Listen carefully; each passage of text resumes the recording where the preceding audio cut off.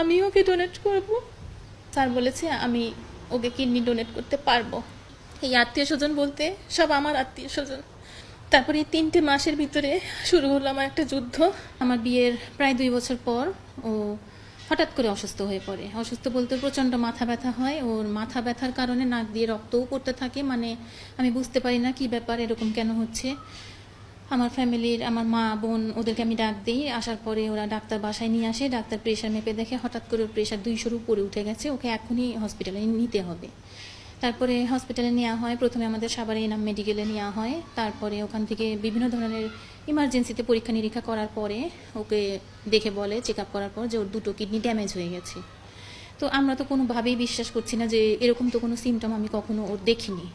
আমরা জানি মানে সাধারণভাবে যে কিডনির প্রবলেম হলে হয়তো মাজা ব্যথা করে, কোমরে ব্যথা করে, এই টাইপের, বা হাতে পায়ে পানি আসে। ওর এই ধরনের কোনো সিমটম কখনোই ছিল না, জাস্ট ওর শুধু একটু মাথা ব্যথা ছিল। তো তারপর ওখান থেকে আমরা আবার নিয়ে যাই সাভারের মধ্যেই সুপার ক্লিনিকে। সেখানে গিয়েও সমস্ত টেস্ট করে একই রিপোর্ট বলে। সেটাও আমরা বিশ্বাস করতে পারছিলাম না দেখে আমরা ওখান থেকে নিয়ে যাই ল্যাব 8-এ ঢাকায়।